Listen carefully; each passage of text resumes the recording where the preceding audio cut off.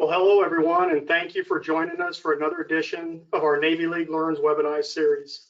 I'm Mike Stevens, the Navy National Executive Director, the Navy League National Executive Director and 13th Master Chief Petty Officer of the Navy. Today we'll be focusing on the role of digital in accelerating Navy outcomes. Thank you to our sponsor at Deloitte for making today's webinar possible. I'd like to introduce our moderator, an amazing leader who I've had the privilege to serve with, Mr. Juan Garcia. Mr. Garcia is a second-generation naval aviator whose family hails from South Texas. After his career in the Navy, Garcia practiced law with a Corpus Christi firm beginning in 2004 and was elected to the Texas House of Representatives in 2006. He was appointed by President Obama as the Assistant Secretary of the Navy and served from 2009 to 2015. Following the change of administration, he spent 3 years in Seattle as Amazon's Director of Global Associate Development. He is now a director at Deloitte in Washington, D.C., helping the firm work on the Navy's manpower transformation. Mr. Garcia, my friend, thank you for joining us today. The floor is all yours. Thanks, Nick Pond. It's good to see you, shipmate. Emerging digital technology like 5G, machine learning, artificial intelligence, and leveraging the cloud promise to allow data-driven decision-making at unprecedented speed and volume. Achieving and maintaining this decision dominance has implications for the high-end fight, instantly matching sensor to the optimum shooter across disaggregated operations, including unmanned components, but also countless other aspects of the naval enterprise, from enterprising the construction of the POM, allowing recruiters to more efficiently find America's top talent, to assessing physical fitness more effectively using wearable technology. Today, you'll hear from 3 leaders in this space. I'll introduce them and ask them to share their respective perspectives sequentially, and then we'll open it up for your questions. Our first speaker this afternoon is Dr. Patrick O'Connell. Dr. O'Connell came to the Navy from industry, where he focused on scale turnarounds and transformations at major companies, domestically and internationally, in both the public and private sectors. As president of the Hughes Aircraft Company's Civil Systems, he successfully turned around NASA's flagship program to measure Earth's global warming, which was considered the world's largest civil IT program at the time. As the CEO of Thales Raytheon Systems based in Paris, he successfully turned around the startup of NATO's largest air command and control program designed to unify Western Europe under a single system. And as group president at British Telecom's Prime Contractor Division, he led the initiative to digitize the British health system, making modern services accessible to all online. Finally, he was brought in as the executive director at Navy's N1 to lead the personnel transformation. Under his watch, N1 closed over 60 brick and mortar PSDs, where many of us remember hand-carrying copies of our service jackets between assignments, hoping we didn't lose them.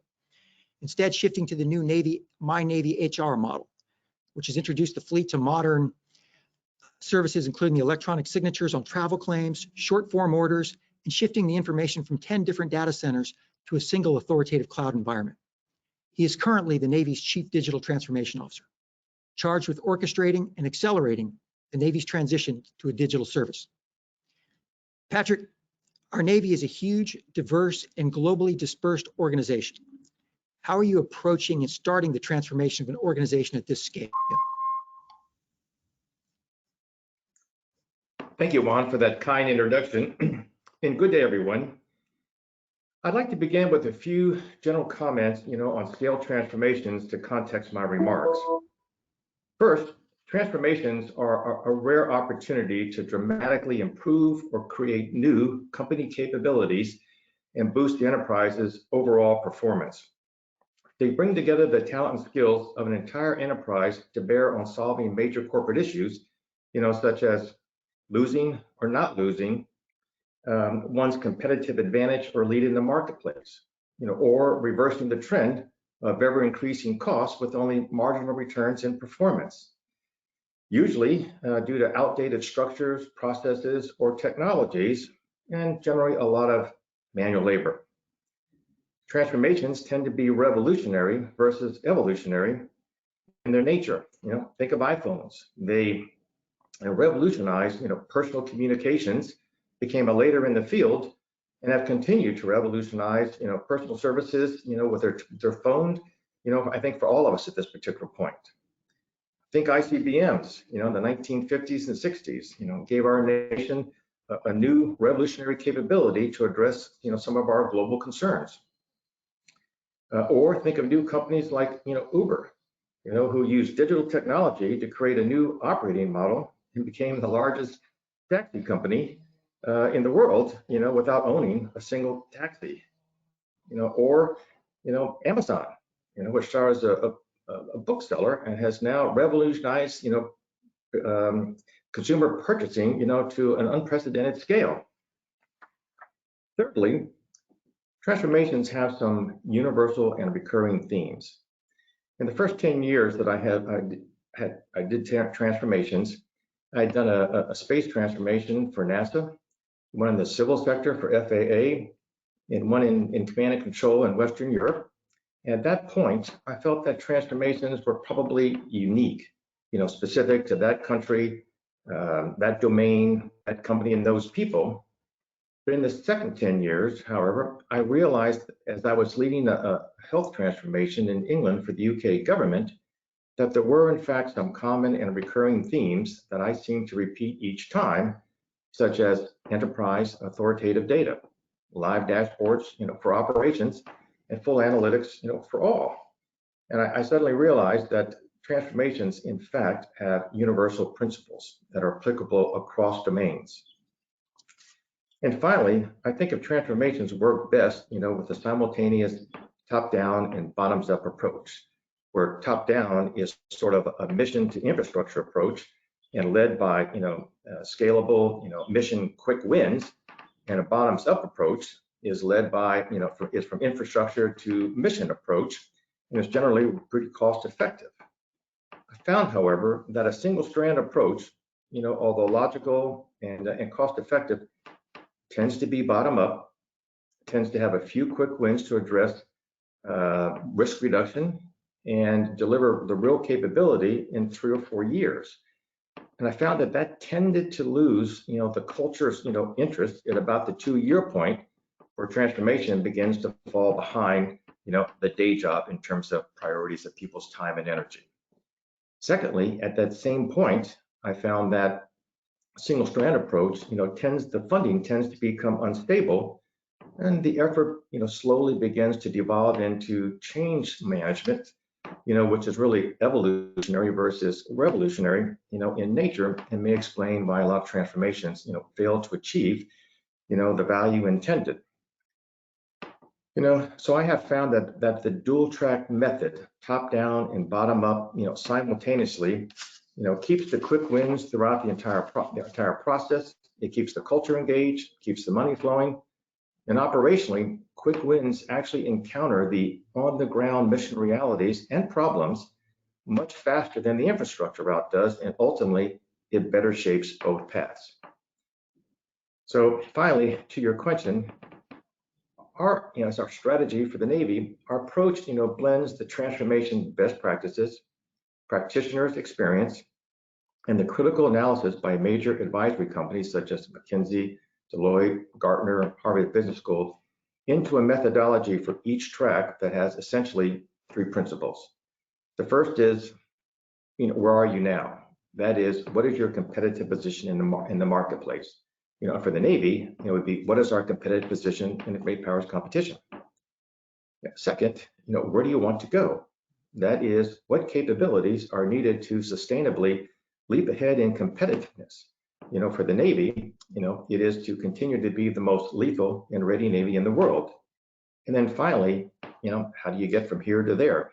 That is, what is the dual track campaign, that starts with mapping the as-is condition in detail and then incrementally takes a path to the 2B using modern developmental processes like agile and digital technologies.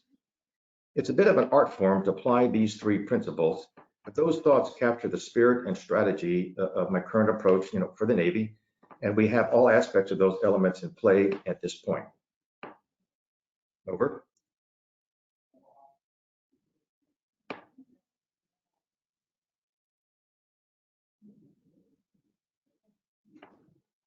Hey, Juan, you're muted.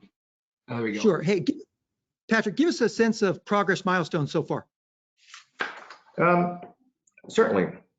We started in earnest a little over a year ago, and in partnership with the Navy leads in the warfighting, readiness, and business areas, or pillars, we had a total of 18 quick wins, with medium and short-term fuses, such as an automated tool for CSGs, or carrier strike groups, which usually consist of an aircraft carrier and 6 to 8 escort ships, that automatically calculated the optimized search pattern, for a designated area, depending on the mix and characterization of the assets available, such as piloted aircraft, drones, ships, radars, and so forth, which today is kind of a mixture of automated and manual processes, and we're trying to make it a live dashboard. Second one is, an automated fleet Pestoni dashboard to determine how ready a CSG is for mission tasking. And Pestoni, if it's unfamiliar to someone in the audience, it stands, each letter stands for an area of readiness, such as, P for personnel, E for equipment, then supply, training, ordnance, networks, and infrastructure. And the information and decision process, works well today, but it's more manual than desired. So we're aiming for, again, an automated 24/7 live dashboard. Today, most of these initiatives have been turned over to the appropriate pillar, and Admiral Spadero, who's on this panel, will address some of those readiness initiatives and their operational significance. Finally, our office is developing some tools to go with those quick wins, such as digital inventory, which gives the organization an objective baseline of all of its official, digital efforts to view them holistically and individually for utility, budget, and synergies. And so that's kind of in a nutshell what's happening. Thanks, Patrick. Let me ask you, when creating a digital culture and mindset in an entity as large and as complex as our Navy, what are some approaches to establish that common baseline knowledge and nomenclature that's so essential to success? Let me context my answer by saying that culture is one of the most important yet hardest elements of a digital transformation. Culture starts with the leadership's direct and repeated engagement to ensure that all in the company or enterprise know that digital is the company's direction of travel. There are a variety of tools that actually specifically address culture, and they're generally education oriented and range from high-level executive constructs such as a digital academy to give a company's senior leaders, consistent understanding, language, risks, and opportunities of the various digital technologies, and to help them from, talking past each other with using digital terms. There are some, side-by-side, efforts, with industry and a partnership, that trains our folks to translate, mission needs into software code so that we can learn to do it ourselves. And then, of course, there are deeper courses, that teach folks how to code, and they usually have ties to universities or the Navy's community college. We're developing all these tools now and work with our leadership to assess them when they're ready to use. Got it. Last question, Patrick. What comes next? What's on the horizon?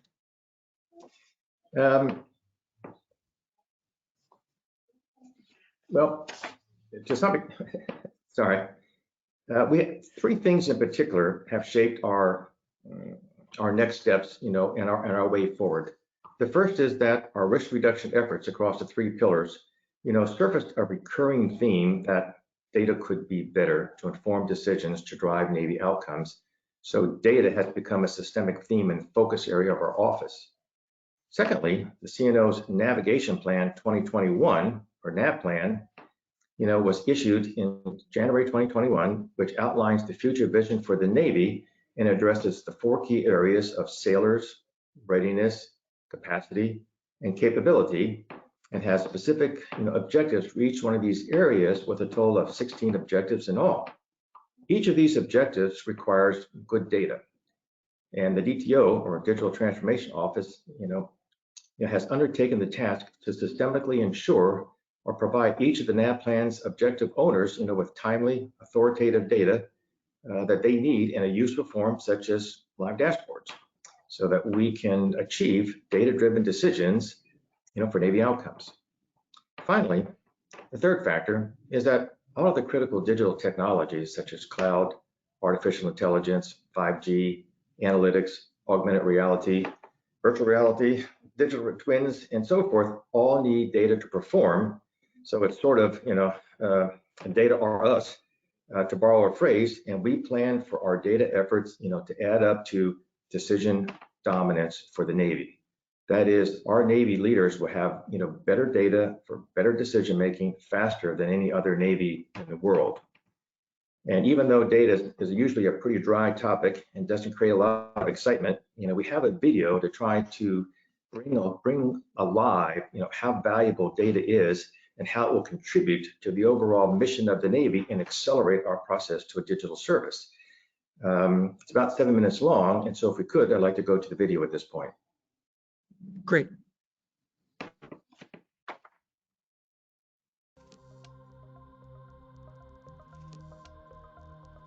Today's national security challenges require a whole-of-nation effort. Cyber threats, new technology ranging from robotics to artificial intelligence, and advances by peer and near-peer competitors are rapidly transforming the nature of warfare and military conflict. In his 2020 address to ASNE, Admiral Grady said, "The reality is that Russia now and China soon present a persistent, proximate threat to the homeland through our maritime approaches.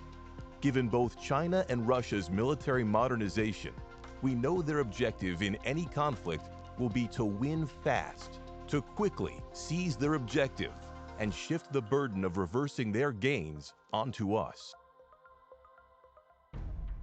Ours is the most advanced and capable military force in the world. How do we make sure the force stays ready for the challenges the future holds? Data collection and analytics are the key to achieving the readiness outcomes we need. With strong enterprise data, an organization moves from guesswork to smart work and can measure progress against its goals, making smart changes and sharing solutions as it moves forward in the most efficient way possible. And strong enterprise data allows us to be predictive and prescriptive rather than reactive. It means a more ready fleet more often. We need to reduce idle days for submarines in maintenance, reduce downtime of important assets, broken and in need of onboard tech assist, increase our out-of-maintenance on-time rate. We need more assets, more ready, more often than our adversary. U.S. Fleet Forces is attacking these challenges through data analytics with the Force Readiness Campaign Plan, a three-pronged effort to achieve two objectives: a holistic picture of Navy readiness across force development, force generation, and force employment, and real increases in readiness outcomes for the fleet. First in this effort is operationalizing Navy integrated readiness by developing common readiness standards across the fleet. It's time for the Navy to assess not just the readiness of the unit for tasking, but the health, efficiency, and effectiveness of readiness production from the industrial base all the way to the sailor forward deployed. Next is a reimagined approach to technology and data literacy that helps sailors develop expert skills and knowledge over the course of their Navy career, changing our culture to one that is analytic, digital, and data-informed. Finally, it's the most effective management possible, enabled by meticulous data collection and analysis on everything the force is doing. So we not only know where the problems are, but how we can fix them, and eventually, where the problems will be so we can prevent them before they occur. In 2018, CNAF stood up an all-new, all-Navy data analytics team called the FRAG as part of Aviation Performance to Plan. This Fleet Readiness Analysis Group moved platform readiness data off spreadsheets and onto modern analytics platforms, allowing leaders to spot discrepancies in inspection times, identify and resolve common problems, and standardize procedures. The result was a 35% increase in FA-18 Super Hornet availability in 2020 compared to just a year prior, reaching and sustaining the goal of 341 mission-capable Super Hornets. One of the Navy's most successful examples of the power of enterprise data is called Raven. Developed by NavWar and NavI4, the Readiness Analytics and Visualization environment combines 30 formerly siloed data lakes into a single unified platform, providing an enterprise-scale view of C5I wholeness and cyber readiness. With this enterprise view, NavI4's all-Navy team will be able to identify C5I and interoperability degradations before they cause problems, and better understand and resolve the missteps that created problems in the first place. They're also able to understand the impact of manning to readiness outputs, making sure leaders are making the most analytically informed decisions when distributing sailors. But Frag and Raven are just the start on the road to high-quality data and improved readiness outcomes. Navy teams across the globe are already moving toward a future where data helps them achieve the results they want and the readiness we need. Teams are starting with the basics, making sure the data they can gather today is accurate, complete, and up to date. But the Navy as a whole is moving towards something greater: the ability to pull the most high-quality data from teams around the globe into an enterprise view across the fleet, TICOMs, and PEOs and SysComs that we can use to improve the health of our readiness production and our performance to plan, all the way back to our industrial base and force generation pipeline. Admiral Grady's Fleet Integrated Readiness and Analysis Office is working toward this future state with the end goal of a modern, unified readiness analytics dashboard that gives Navy leaders across the globe a single, comprehensive source of truth for readiness analysis, reporting, and decision-making to support CNO NavPlan readiness objectives. That's the vision of the future, but it starts with you. All Navy leaders need to understand the power of data and actively push their teams to experiment, seeing what they can do today with the data they have. Your team can make the next Frag. Your team can make the next Raven. Your team can push us forward to get real, to get better, to go faster.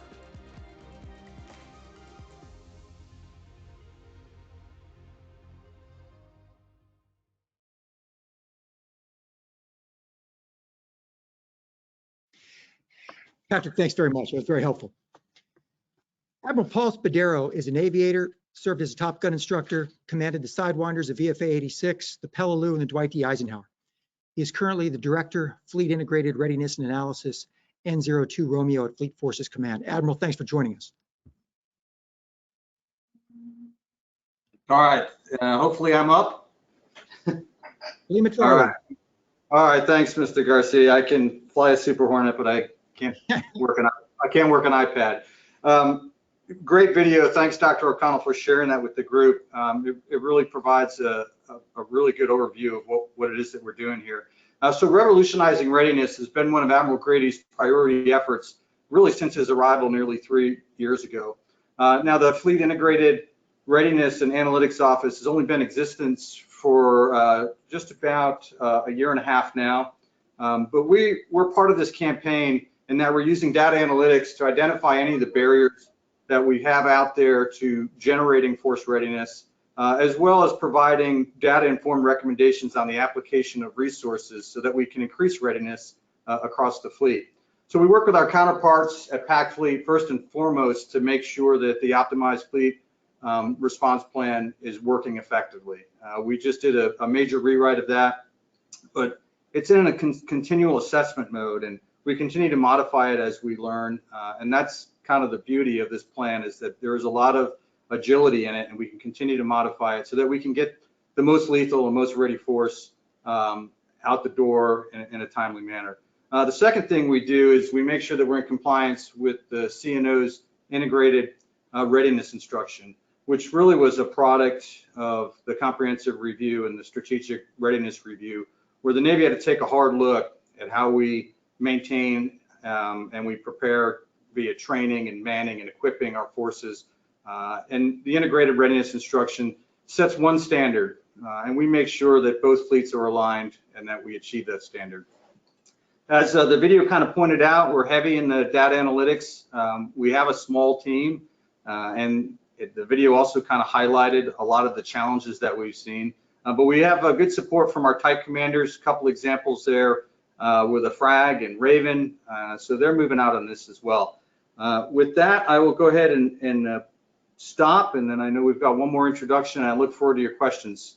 I will say thanks for hosting this today, and appreciation to Deloitte and of course the Navy League for all that they do for us. Really appreciative of that. Thank you. Appreciate it, Admiral. I'll swing it over to Bill in 1 minute. If I could get your reaction to one thought first.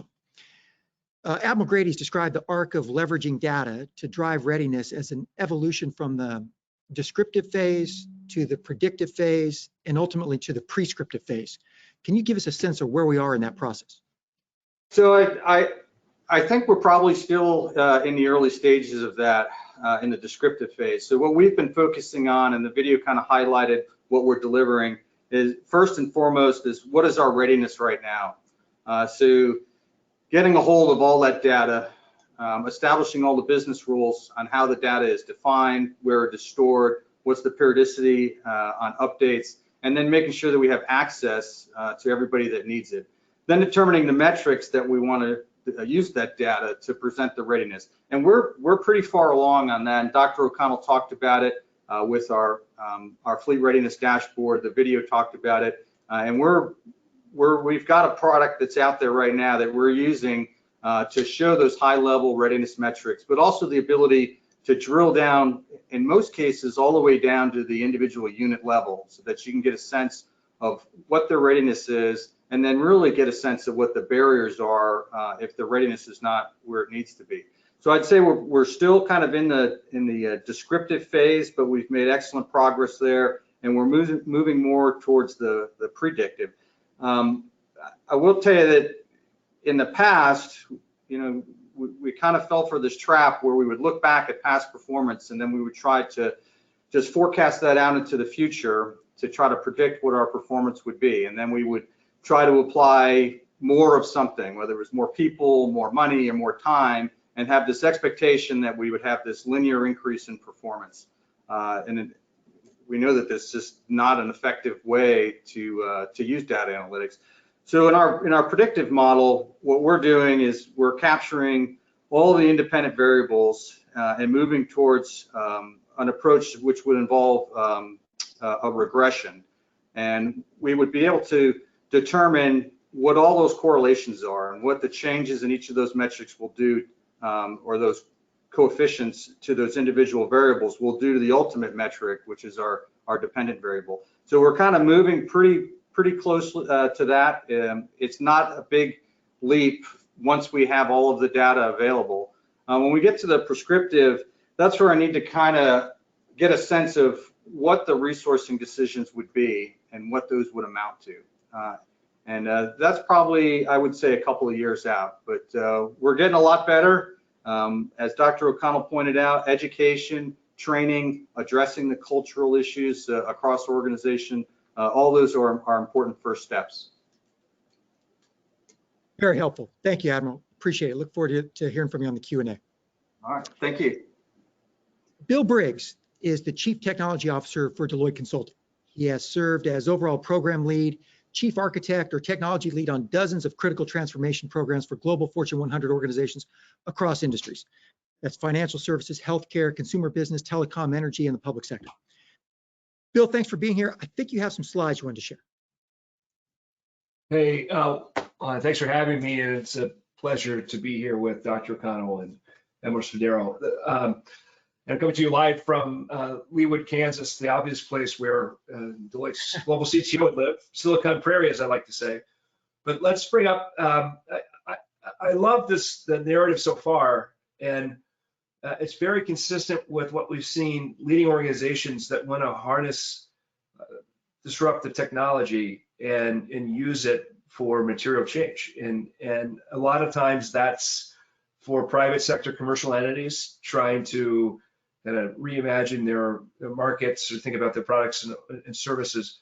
it makes me extra proud to be a part of the Navy's broader journey as we think about the future of our fleet, the future of sailors, the future of our national security and interests, and the fact that we're making the investments that we need to make in this future forward world.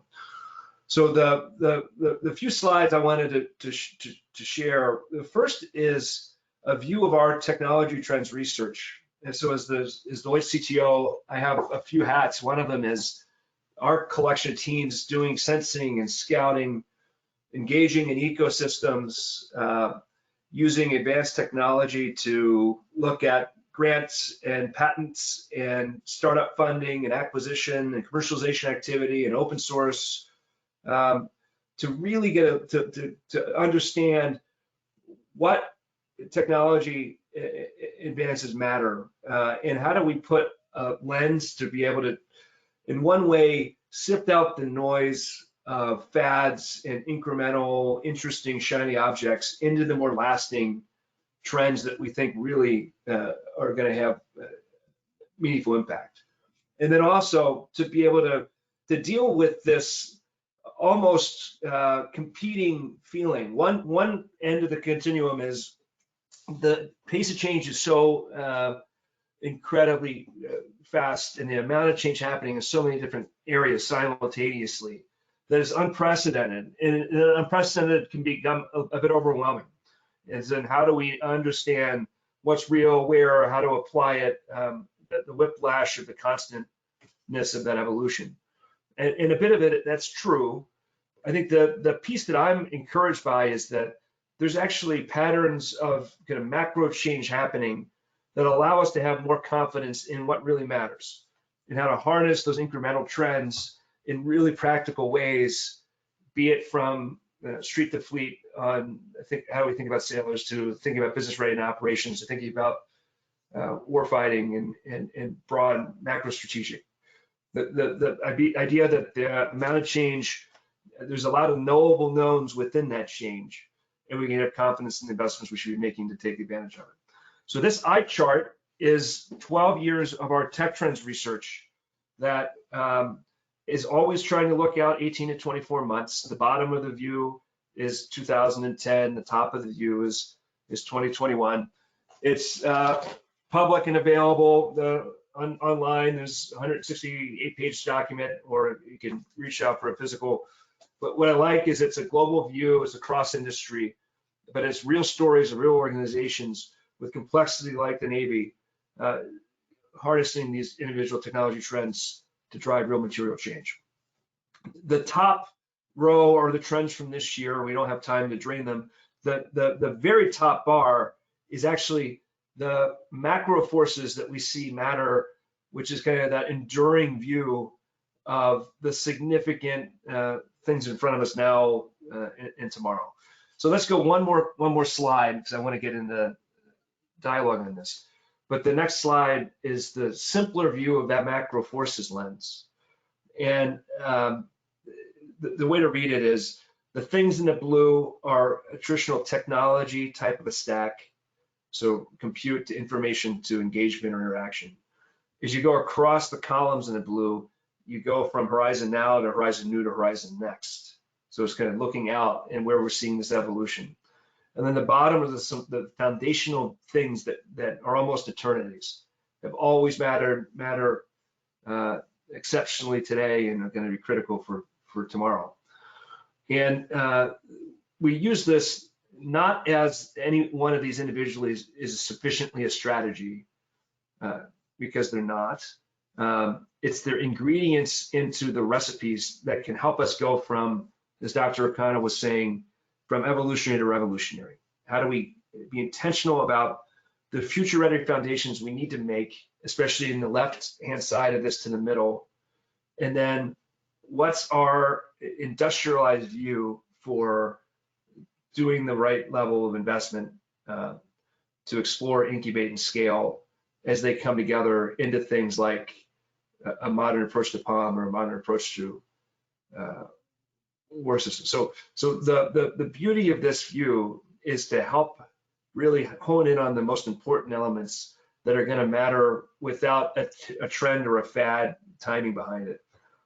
And what I love here from Admiral Spadero's comments and Admiral Grady's comments in the video, the information piece in the middle is in a lot of ways the heart of this journey. And so on a technology stack, that's very intentional as the middle of the blue. And then the two things to call out in the green, the business of technology is all about that culture and change that has to happen. And then on the core modernization, we have to get our existing technology assets able to participate and be the foundation for this innovation and growth. So how do we turn the narrative from we're being burdened by the decades of investment into how do we harness the best of those, but make sure that we're not being held back by them, which might not seem like a very shiny object on the list of trends, but it's exactly where these types of initiatives begin and fail. So on, a lot there, and this view is actually in the full report if people want to dig in. We could spend a whole day on this, much less 5 minutes. But Hey, really helpful, Bill. Couple thoughts I'd like to get your reflections on. You've tracked and helped lead dozens of organizations to optimize their decision-making by digitally leveraging data. What are the most successful ones done to accelerate this process, and what are the dangers to avoid? Yeah, so and this plays back a bit to Dr. O'Connell's description of transformation.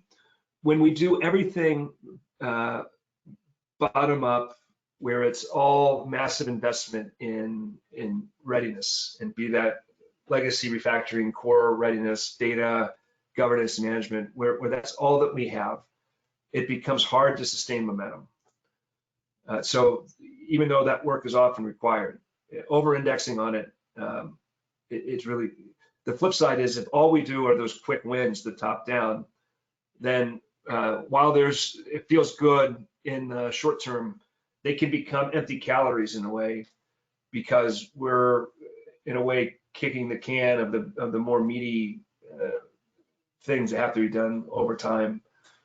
So this balancing of what are the right future ready foundations that we have to make investments in from the get-go, and then time that with the series of very mission forward, mission driving, more attainable, quicker wins that become proof points of this broader transformation working and inform the requirements of the foundational investments that are needed and likely are going to be longer and harder to take on. And then the last bit, back to the culture piece, the starting and ending with how do we make sure our mission is clear, and how do we think about the human element of what this change will mean. Even as I'm a computer engineer and a 23+ year technologist, that's transformations are made around the heart and soul of our enterprise, which is our people. And so we have to bring them along and not make them feel like they're Roger Ebert and Gene Siskel. The lights come up after the movie and they can give it a thumbs up or a thumbs down. They have to be a part, maybe not as a writer or director, but certainly as a producer and executive producer along the way. Really helpful, Bill. I have to get your thoughts on one more piece, and then we'll throw it open to Q&A. You alluded to it, and it's a green box in the bottom of that last slide.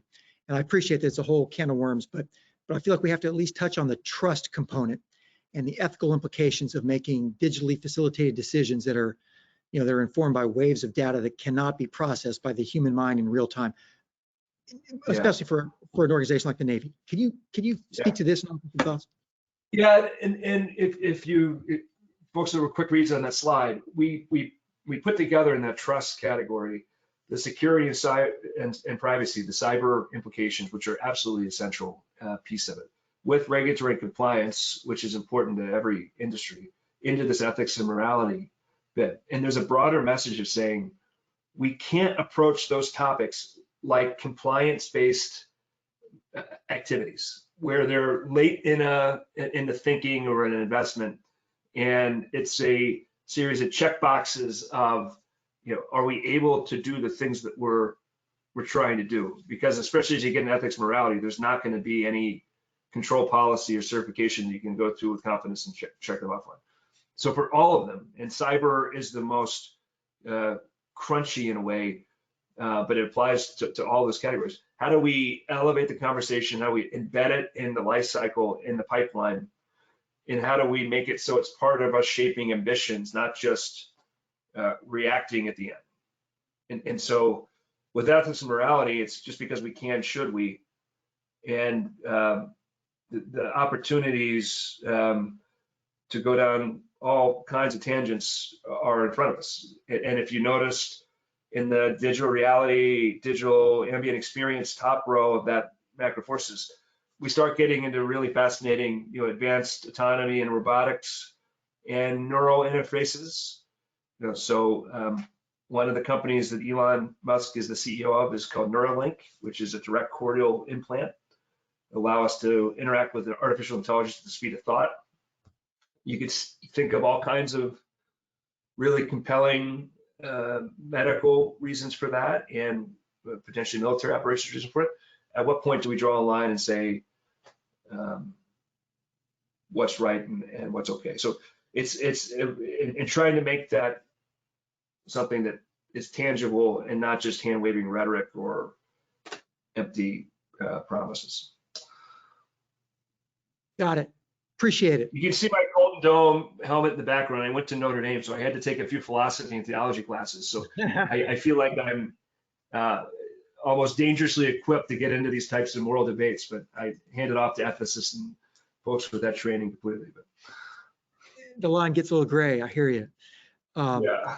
So let's bring back Admiral Spadaro and Dr. O'Connell, and we'll throw up for some Q&A now to all three of you. And folks are welcome to send in their questions. We've got several of them already. I'll start with Dennis Logan, who asks, what's the vision to improve NMCI and how fast can it be done? I find it interesting that the Marine Corps left NMCI many years ago because it was not good enough. Patrick, I wonder if this is an opportunity for you to shed some light on the difference between CDTO, the Navy's Chief Digital Transformation Officer, and the CIO.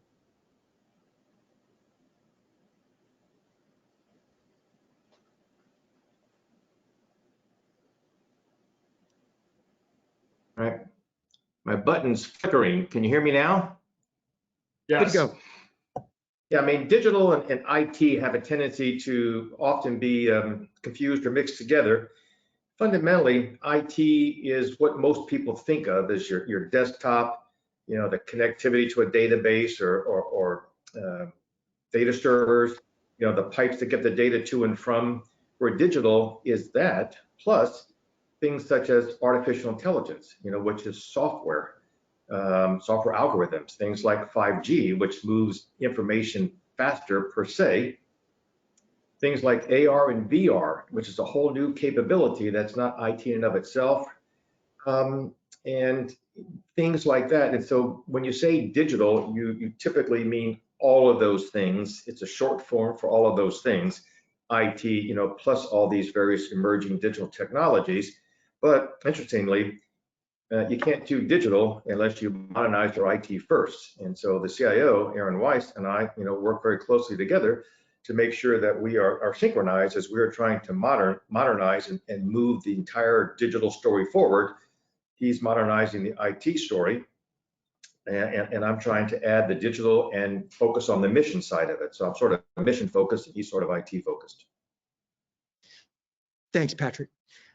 Admiral, might have to, this is kind of tactical and granular, but I hope you can lend some insight into this. Michael Ford asks, as important as data is, access to that data and making useful decisions based on it is also critical. How does the Navy see bandwidth for Satcom increasing and protections improving to secure access and transmission of that data?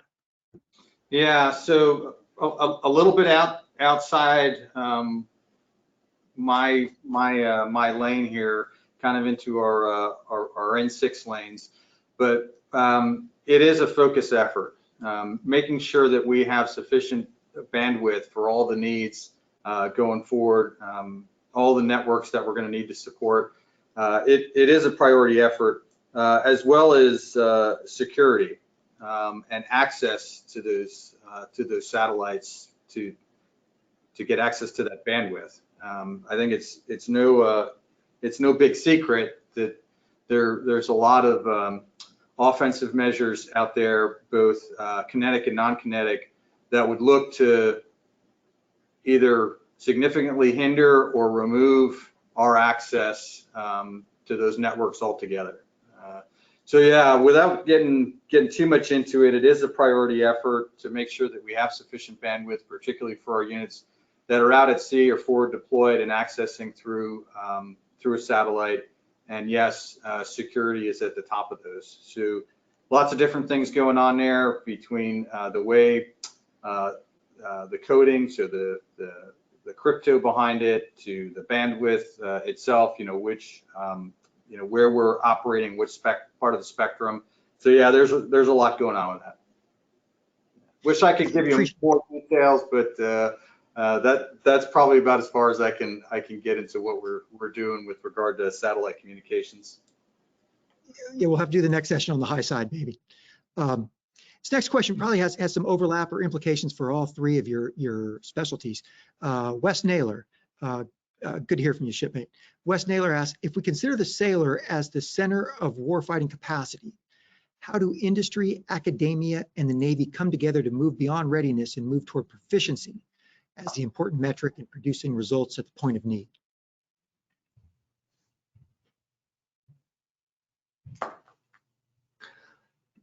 Well, let me start from just maybe an obvious, but this idea that we look at the individual and not take the existing processes and steps and activities and how they actually execute their mission, do their job, live a life, and actually say, how does this combination of broad technology allow us to completely reimagine experiences and engagement?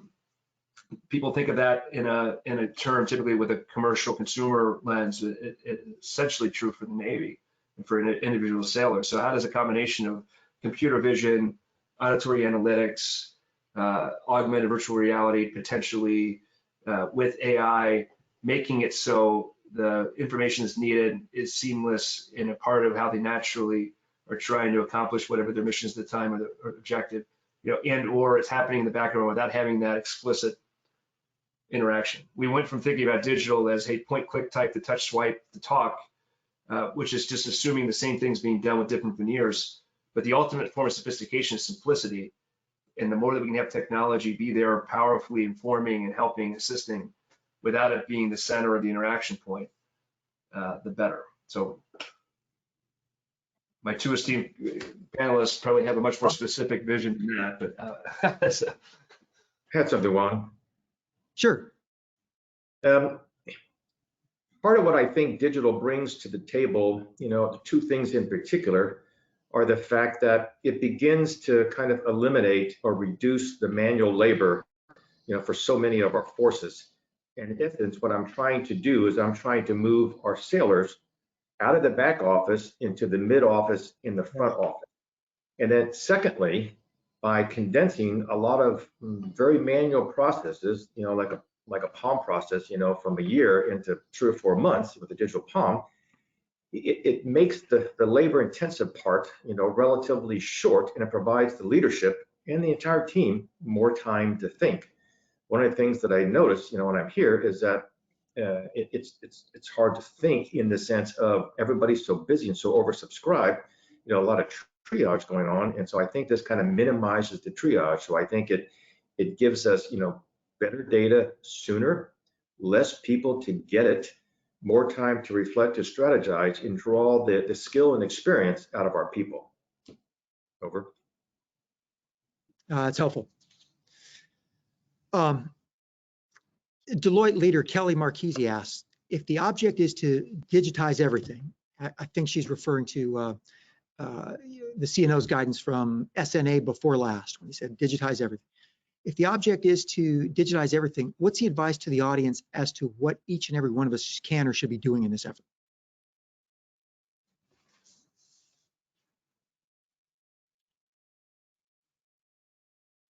Maybe I should take a crack at that. Please, Patrick. sure. My interpretation of digitize everything sort of follows a pattern whereby when we're looking at something that we want to improve or create something new, you fundamentally map out the process that you have today in gory detail and see which parts lend themselves to digital and not, because not everything lends itself to digital. Some things can be handled with just a process change, versus digital. I'm hoping that a lot of digital, comes along with the process reviews because it makes things so much, faster, cheaper, and better per se. But I think in terms of how we go about it now, it's not a question of digital for digital's sake. It's more a matter of having people to see how can we operate differently? How can we do this mission differently? And given that different way of doing things, where does digital fit and where does process fit, where they both come together? So I think it's more of a mindset about how to look at digital, that it's not just a technology story, it's a people, process, and technology story. Or? Yeah. Thanks, Patrick. Bill, I suspect this is an issue you've navigated through before. Paul Giara asks, current experience is that major corporations will not share data necessary for others to digitally transform the Navy, supposedly based on IP, and yet are incapable themselves, for example, ship blueprints necessary for true digital twinning of the fleet. Navy contracts so far are incapable of redressing or solving this logjam. Thoughts on this? I think there's imagined and real constraints. I think that is a real constraint. And the question is it precedence because we haven't had that behavior in the past, or they're legal, binding, contractual, so point forward, it's easier to solve for. And I think we're going to see a shift in digital content as a piece of any ongoing relationship engagement. But solving for, which is an important piece of the asset pool and beyond, I think is the more we can make it specific in where there's a gap and where there's a need and how we have to address, I think it becomes some pairwise traction that might lead to broader policy over time. But it's a very real barrier today. Yeah. Dr. Connell, you alluded to this when you responded to the question about culture and contingencies like the creating a digital academy. Eric Wigness asks, do you foresee training for Navy personnel changing to incorporate data science, up to and including the potential of creating a cadre of data scientists and engineers? I certainly think that's part of the direction of travel. And I think eventually, we'll have, software folks in the Navy as a profession. I think we'll have data scientists in the Navy as a profession. I think it's simply a matter of time, as in not so much if, more of a when, because it's all part of the life cycle and part of the executive to the doing part. So I think, yes, we'll get there in due course. Thanks. Admiral, we saw it referenced in the video. Can you give us a kind of a status report on Fleet Forces Command's Readiness campaign plan?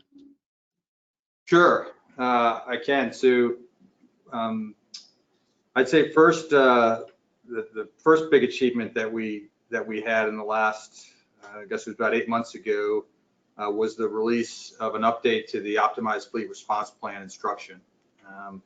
So this is it's a fairly lengthy, holistic approach to how we generate readiness across not just our major force elements like carrier strike groups and amphibious ready groups, but down to our ballistic missile defense, cruisers and destroyers, as well as our submarines and a number of other units. So I'd say that was our first accomplishment. We had about 6 years of runtime. It had gotten some press. It had gone through some formal assessments.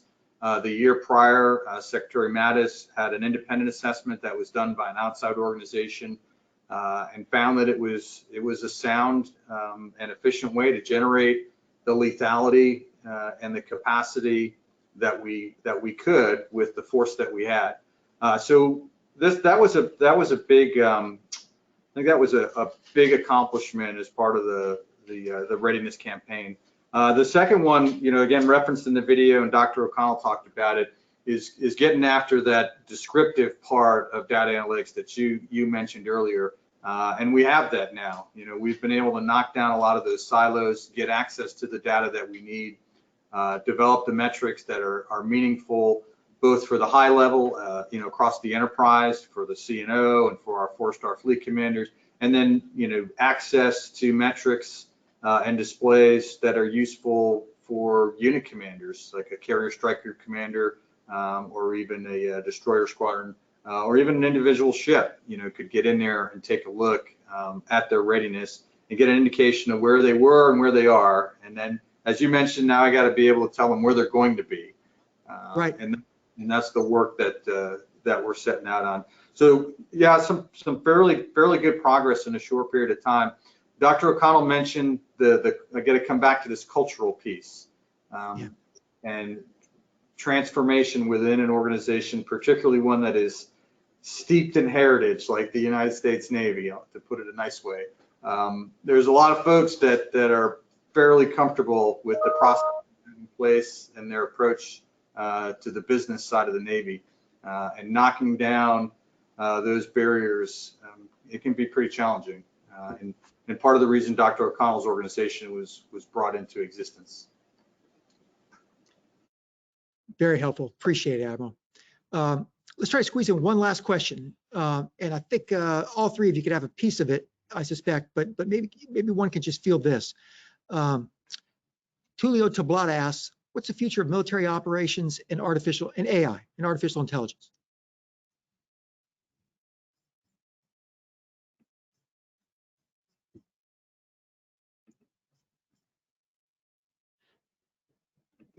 I was hoping one of the smart guys would come in here and.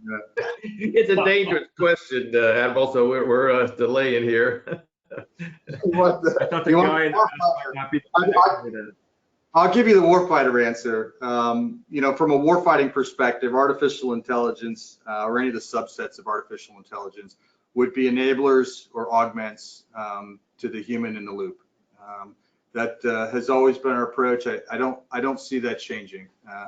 Clearly we brought up these ethical discussions earlier, but there are some things that can't be replaced. And the experience of a seasoned warfighter in the field, being able to look at things and assess things that a machine, no matter how much we teach it, may never be able to pick up on. Some would call it intuition, but it's just experiential based decision making. And there's always going to be a necessity for that in any human endeavor. And I would certainly say that warfighting, that necessity will never go away. We got to have a human in the loop. As far as AI and the work that we do, there is certainly a place for it, particularly machine learning. As we try to get to that predictive and prescriptive level of data analytics, where we're entering into mathematical equations and regressions that just can't be done manually, and algorithms that you want them to learn with demonstrated performance and adjust the coefficients within them so that you can tighten your tolerance and your upper and lower limits of variance get closer to each other. So when you go to the commander and you say, here's my data-informed recommendation, and then here is the size of the error cell around that point, I can tell you with high confidence that if you do this, you'll get this outcome. Or I'll have to tell you with low confidence, so certainly a place for it in the work that we do here in my office. I would really capture it as AI will be our wingman. It will not be the lead in a fight. Over. Great way to put it. Great way to wrap things up. Bill Briggs, Admiral Spadero, Dr. O'Connell, pleasure to be on this panel with you. One thing I've learned is not to get sideways with the Master Chief, so I'm going to turn it back over to the MCPON. But a real pleasure to the Navy League. Thanks, and Deloitte. Thanks for having us. Thank you, Mr. Garcia, and thank you again to our sponsor at Deloitte. And we hope to see all of you again soon at the next Navy League Learns webinar. Have a great day.